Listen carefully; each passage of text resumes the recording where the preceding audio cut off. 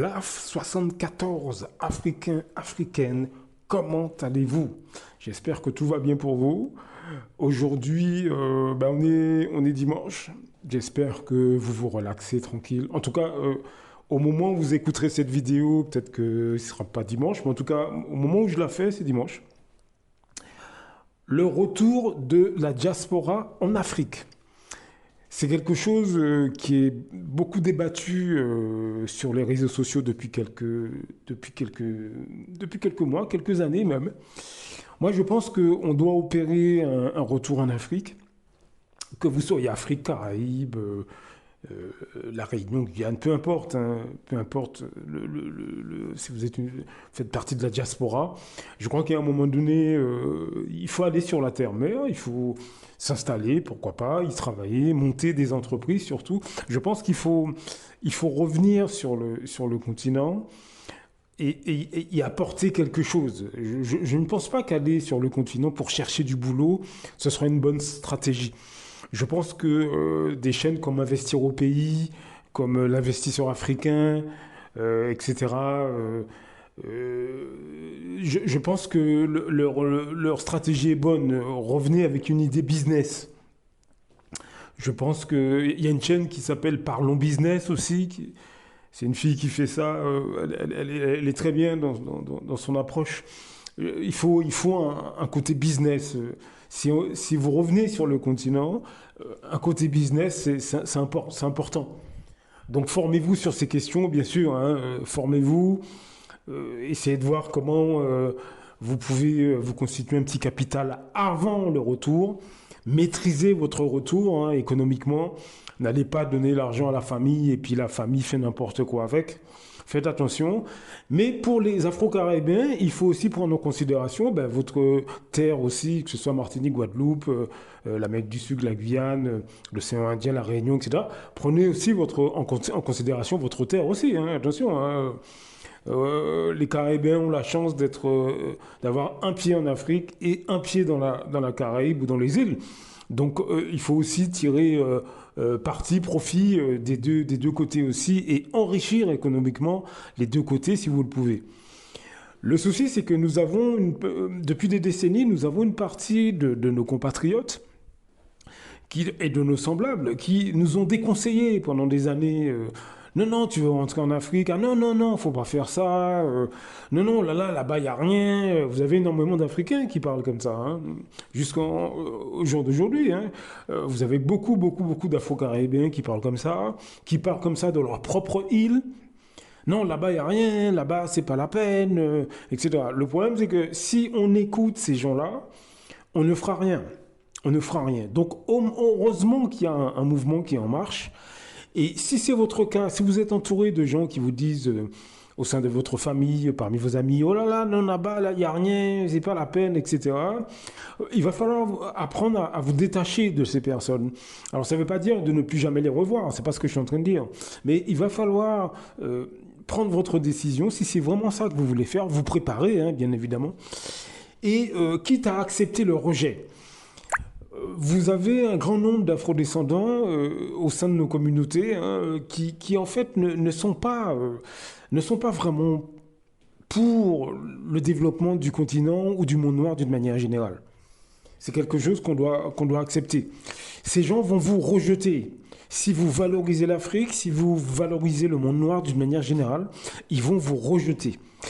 Je vais vous faire écouter quelque chose sur la notion de rejet. Et comment vous devez gérer le rejet. Alors, c'est le titre de la vidéo, c'est « Le rejet ne définit pas qui vous êtes ». Voici pourquoi. C'est sur la chaîne L'Audace d'être soi. Je vous mets un petit extrait qui est assez intéressant. On en parle tout de suite après. À tout de suite.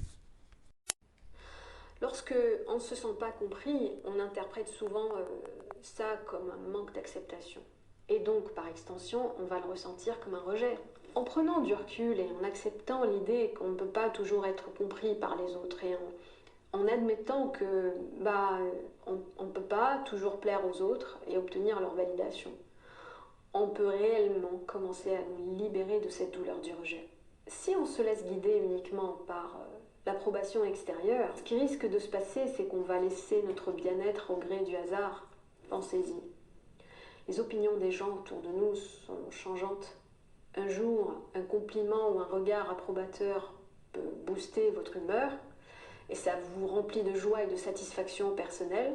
C'est extraordinaire, mais le lendemain, la moindre trace de désapprobation vous plonge dans le désarroi. Alors, voulons-nous vraiment être comme une plume portée par le vent, ballottés par les humeurs fluctuantes des gens? Un jour, tout va bien parce que nous sommes approuvés, nous nous sentons approuvés, et le lendemain, nous sommes déprimés parce qu'ils choisissent de ne pas nous valider.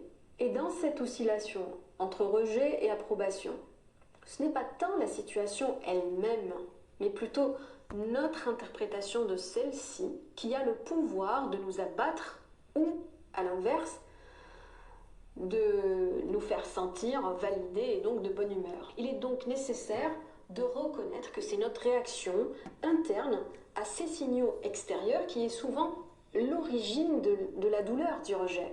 Ce n'est pas la situation en soi. En fait, c'est un état d'esprit.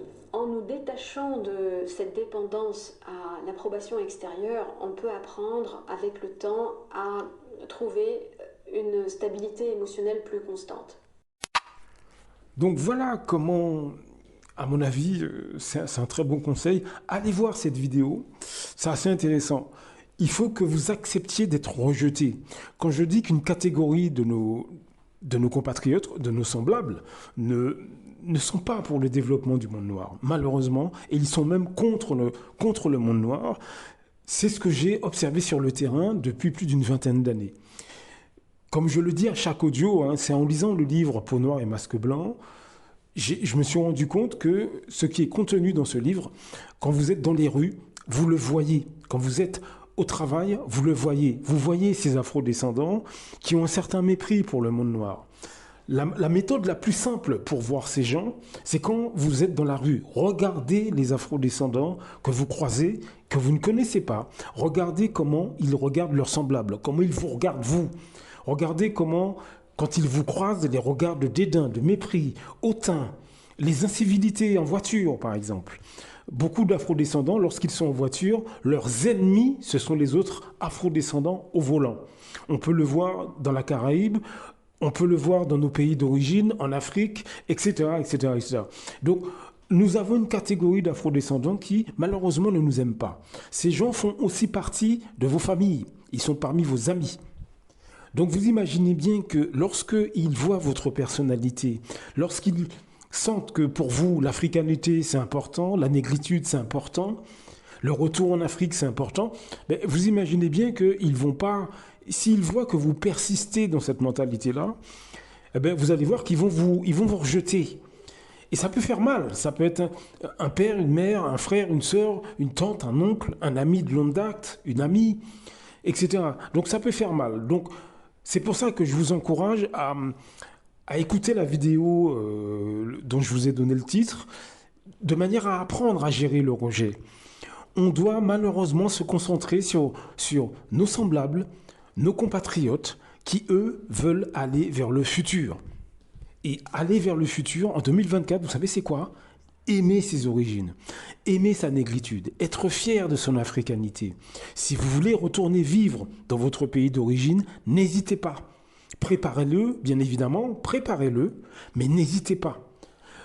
Faites table rase avec tous ces afro-descendants qui vont vous dire non, non, non, non, on n'y va pas, etc. C'est parce qu'eux n'ont pas le courage d'y aller, eux n'ont même pas envie d'y aller, mais ils font semblant de vous donner un conseil constructif. Alors que, en fait, c'est parce que souvent, eux n'ont pas du tout envie d'y aller. Eux, ça ne les intéresse pas. Mais au lieu de dire, moi, ça ne m'intéresse pas, mais si toi, tu veux y aller, vas-y, ils préfèrent vous décourager, comme ça, vous êtes à leur niveau. D'ailleurs, c'est comme ça que la communauté noire en France, mais les différentes communautés en Europe, mais aussi dans nos pays d'origine, nos sociétés africaines au sens large sont gangrénées par ces afrodescendants, par nos compatriotes. Une partie d'entre eux passent leur temps à nous décourager sur tout. Faites très attention. Les intentions de ces gens, souvent, ne sont pas les meilleures. Ils ne sont pas les meilleurs. Vous avez des gens qui poussent les afrodescendants à aller vers le métissage. C'est extrêmement étrange comme attitude. Vous ne poussez pas quelqu'un à aller dans tel lit par rapport par rapport à quelqu'un d'autre. Enfin, c'est quand même étrange. C'est pas une question de dire si le métissage c'est bien ou pas bien. Mais vous avez des gens, par exemple, sur les réseaux sociaux qui font des vidéos et qui poussent les femmes noires, par exemple, hein, à aller dans le métissage. Les hommes noirs ne veulent pas de vous. Allez vers le métissage, c'est mieux. Les hommes noirs sont ci, sont ça. L'inverse est également vrai. Hein. Vous avez des hommes noirs qui disent à d'autres hommes noirs choisissez d'autres femmes, les femmes d'ailleurs, etc., etc. Mais c'est quand même étrange comme attitude. Ça ne vient pas de gens qui veulent le bien de leur pays ou de leur communauté. Je veux dire que le réflexe normal de quelqu'un qui est dans un pays ou dans une communauté, ben, c'est de prendre quelqu'un qui lui ressemble. Je veux dire, je vois pas le problème. Je vois pas le problème. Je ne dis pas que le métissage c'est interdit, non, c'est pas du tout ce que je veux dire. Mais c'est quand même étrange. Méfiez-vous de ces gens qui, pour moi, ne veulent pas le bien de leur communauté ou de leur pays. Il n'est pas question d'interdire aux gens d'aller dans le métissage ou quoi. Les gens font ce qu'ils veulent dans leur lit. Je veux dire, on dort avec qui on veut. Mais le réflexe normal d'une communauté ou d'un groupe, ben, c'est de dire, ok, tu trouves peut-être pas quelqu'un de chez toi. Bon, trouve quelqu'un qui t'aime, d'accord, mais choisis en priorité quelqu'un de chez toi. Vous voyez, donc faites attention à ces afrodescendants qui vous donneront des conseils, c'est ça que je veux dire. Des pseudo-conseils, mais en réalité, ils ont d'autres intérêts cachés. Ils ont une idéologie cachée. Est-ce que vous comprenez ce que je veux dire? Faites attention. Ces gens, s'ils voient qu'ils n'arrivent pas à vous manipuler, ils vont vous rejeter. Et souvent, ce seront des proches, des groupes d'amis, etc. Donc, apprenez à gérer le rejet. Allez voir la vidéo que je vous ai mise. Vous allez voir, c'est très instructif. Apprenez à gérer le rejet pour aller de l'avant. Blaf! À très bientôt. Beaucoup d'Africains se lèvent contre des autres Africains. C'est généralement à travers la corruption. L'Europe, l'Occident le sait. La meilleure façon de faire tomber un Africain qui se lève pour les intérêts des Africains, il faut aller corrompre ses amis ou ses compatriotes. C'est comme ça, c'est toujours à cause de l'argent. Celui qui a fait tomber son cara, il a fait beaucoup. C'est parce qu'il voulait être son cara à la place de son cara.